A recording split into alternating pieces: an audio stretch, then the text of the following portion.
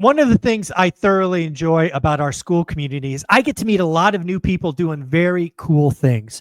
We're going to have a conversation today about starting with small residential multifamily, think duplex, triplex, quad, and then making the big leap into commercial. Is it worth it? If it is, why? What have we seen? Both our guest Dylan and myself have made this transition. We've got lots of war stories, and we just want to talk about what works and why you might want to consider it. Dylan, how you doing, buddy? Oh, I'm doing pretty good. How about yourself? I'm doing well. Dylan, can you even sign contracts? You look like you're 16. I can. I started kind of young though. I was obsessed with real estate in college, so I got into it Good right for away. you. Nice, nice. Well, do us a favor, introduce yourself to the audience, who you are, what you do, where you invest, and then we'll get into your story. Awesome. Hey everyone, my name's Dylan Pettijohn. I'm a realtor in the Indianapolis area. I started out as an investor first, and I just made that transition here in March to just doing realtor, and I'm looking to start property management as well, but that's just something further down the road. But yeah, Nice. no, I love the Indianapolis area. It's been working. And it seems like everybody likes the Midwest nowadays. Yeah. It's one of those markets that still produces cash flow, still showing some growth. So lots of stuff we can talk about there. Getting your license, starting a PM firm. But let's start with your first acquisition. What was the first thing you bought? So the first thing I bought was a three family, just in the town that I live in. I just found one that was going to be a pocket lit. Well, it was a pocket listing from my realtor at the time. And he was like, "Hey, this is coming to market tomorrow. Do you want to see it today and potentially Hmm. put in an offer right now?" And I was absolutely. Of course I do. Yeah, why not? Yeah. So what year was that? Just so we get a timeline going. 2023. All right, so 2023. Now, when you talk about I'm going to call it a triplex, a three family. Are we talking just like side by side, up, down, two in the front, one in the back? What are we talking? Yeah, so it's a monster house. So you got two on the bottom and then one up top, and it's one in the front, one in the back, then one on top. Okay. All right. So you got a stair in the back to the top unit, I'm guessing. Hmm. And then what's parking in it? Is there garage, carport, street? What is parking like? So I do have street parking, but I also have a garage that's split down the middle. So one Okay. apartment gets one side, one apartment gets the other side, and then there's a big gravel parking area in case they need other cars to park there too.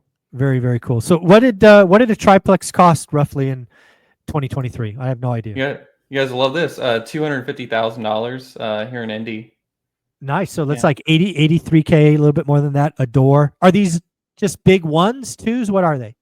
They're all two bedroom, one baths with Okay. laundry. And the thing that I liked Ooh, is the with laundry. people, yeah, the people that did this, like Monster House, like when they split it up and cut it into the different units, they actually stripped everything to the studs when they did it. So it's actually done well. It's not like some of the ones that I've The seen that hack. I will not be buying. Yeah.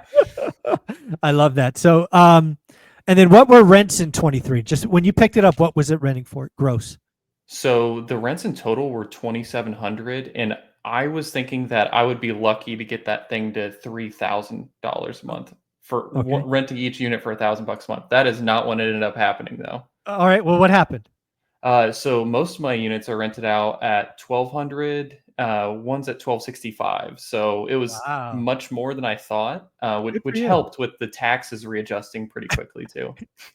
Yeah. One of the things that new real estate investors need to know is when you buy something, you will be getting a tax reassessment.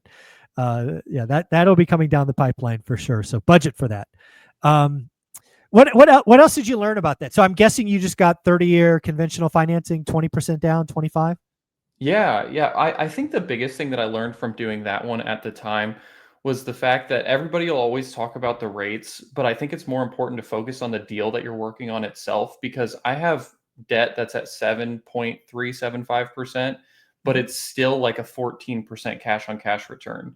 There you go. So if Yep. you can make something work in that environment, just focus on finding a better deal or making the thing work. And then when rates are, 5%, it's amazing.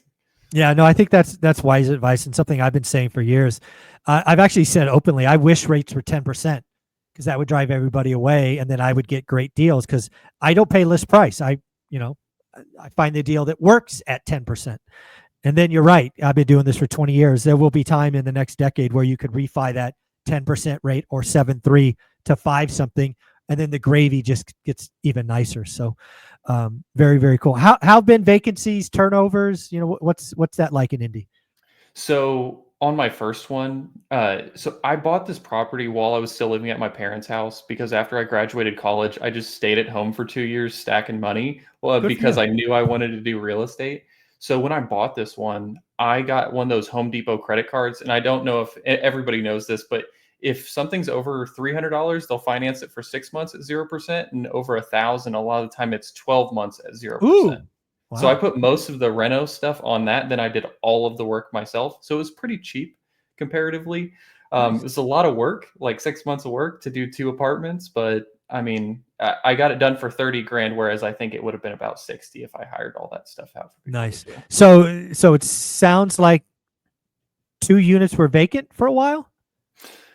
I was living in one of them Oh, okay. and then rehabbing it, and then the other one had somebody living there, but they had like multiple dogs. It was Yeah. their lease said they're not supposed to have dogs. They had aggressive dogs, and I actually got bit by those dogs like the first Oh, weekend I owned the property. that's fun. Yeah. Get rid of that. You got to go, folks. You got to, yeah, watch that, folks. That don't give notice to get rid of the dogs or leave when that happens. That's for sure. So you had success in the triplex. It sounds like your next move was to what's called a commercial property. Mhm. Why? I mean, you were already having success, 30-year debt, very comfortable. What turned you on to this commercial property? So I think the biggest thing that I was struggling with was trying to figure out how to make the whole thing go faster because Mm, I was just super impatient. I had just graduated college and I was like, "Oh yeah, I'm going to just be a real estate investor." And I started listening to Cody and Christian from Multifamily Strategy, sure. and I was like, "How did this 21-year-old kid buy a 38 unit building? That's insane." Right. And that just kind of like broke my reality of what I thought I could do right now.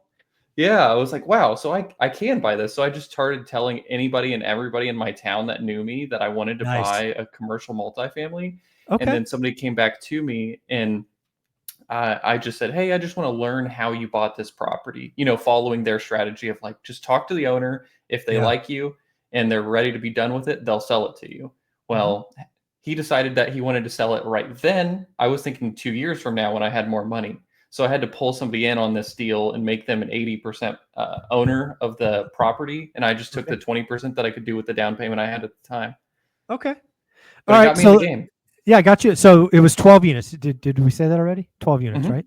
So again, I always like just under are these 12? Is this more of a traditional apartment building versus a big house, or what are we talking?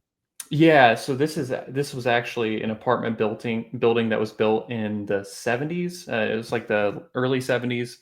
Okay. Um, a lot of the units looked like the 90s on the inside. So something we've been doing is LVP floors, brand new Yep. appliances, painting the cabinets and everything, making it look nice Nice. in there. So again, is it 6 and 6, kind of 6 down the side, 6 in a courtyard in the middle, or what are we talking? Yeah, so it's actually I'd call it a 2.5 story building because half of a story is underground and then it's just 3 stories up, and then there's two different like stacks of that. So it's like a stack Okay. of three, three, three, three, and it's just Got it. one building. Oh, okay. All right. Makes sense. And again, are these ones, twos? What'd you buy?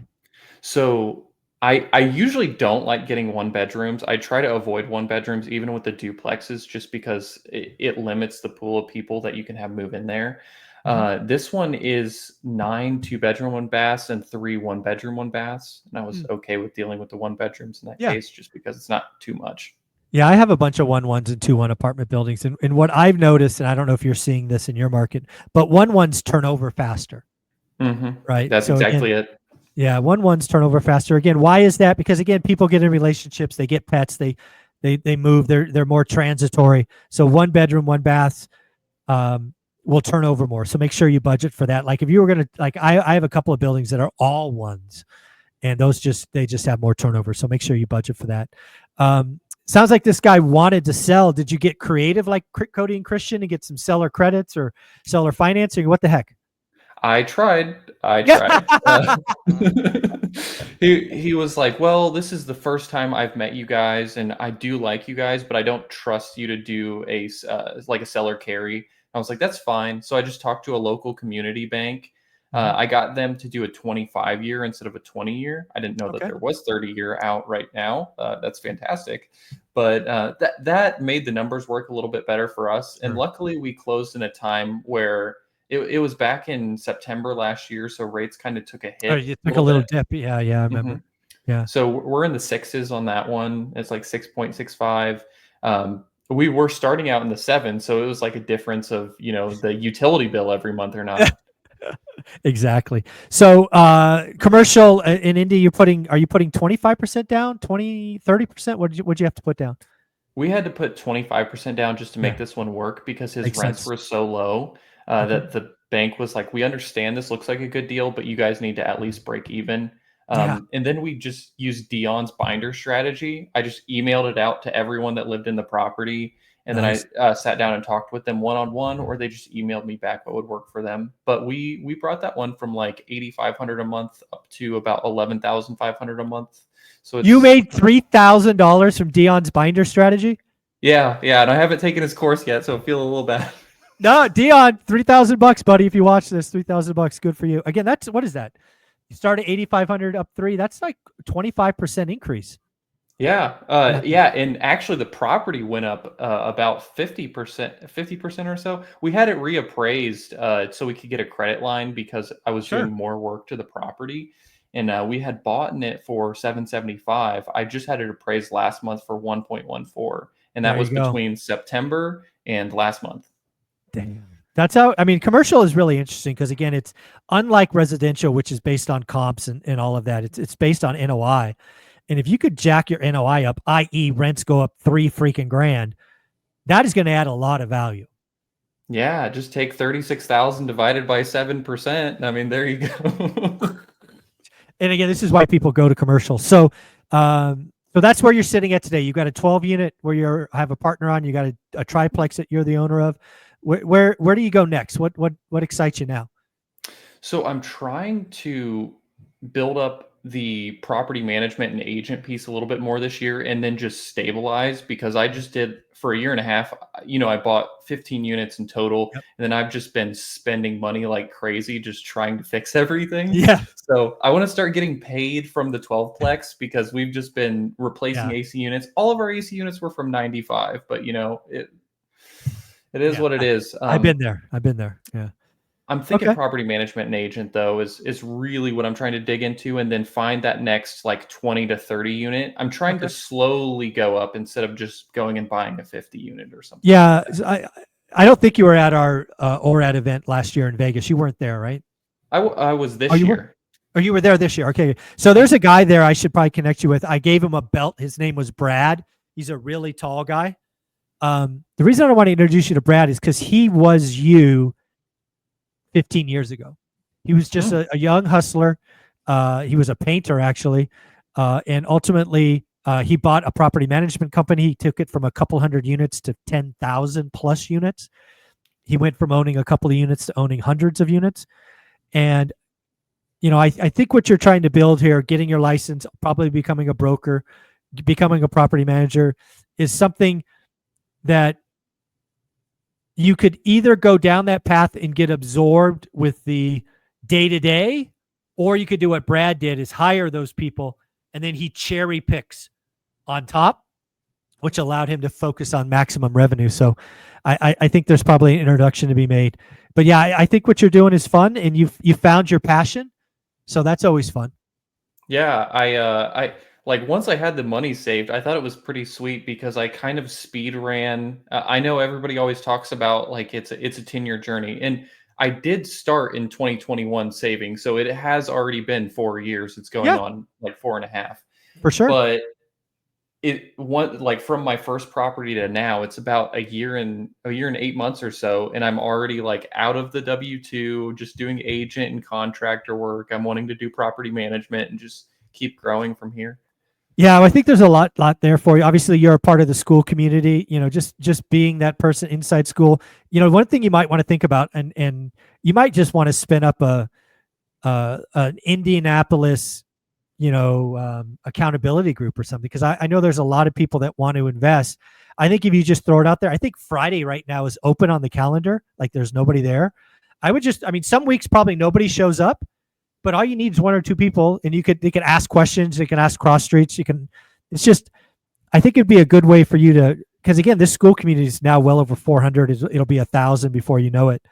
So just building that history and reputation might be an interesting thing to think about, Dylan. That's awesome. One other thing I was talking to some of the other members about is Yep. I I know a lot of what we do is real estate focused, but not everything everyone does is real estate focused. Like True. I thought it would be really interesting to have a school, not a school community, a accountability group for things that aren't real estate related. Go for it. Like, yeah, Go hey, for it. like, hey, you said you were going to go to the gym 3 times a week. Did you do that? And just got Yeah. everybody's goals, you know? Yeah. I'm on a health kick. I mean, I'm willing to anything that makes people better. Finance, health, relationships. If there's somebody in our community that wants to take a shot at that, I typically ask people to get a co-sponsor because you'll be busy sometimes and they can fill in for you because I don't like to see cancellations. But yeah, I mean, if you want to send me a few ideas, I'll give a thumbs up, thumbs down. But yeah, find somebody to go with you and very likely get a yes answer. Sweet. Yeah, I'll do that. Nice, nice. Well, if somebody wanted to reach out to you and ask questions about Indianapolis, how do you want them to reach out? So my Instagram is just my name together. So it's just Dylan Pettijohn. I'm also on YouTube. You can find me there too. I have some stuff going over the properties that I bought actually. Nice. It's a little bit older. I need to post more. But yeah, I'm there too. And if And you're going to join the school community, just shoot me a text. there you go. Awesome, Dylan. You're amazing. Congratulations. I look forward to watching you grow over the next 10 years. Should be fun. Thank you. I appreciate it, Michael. Of course.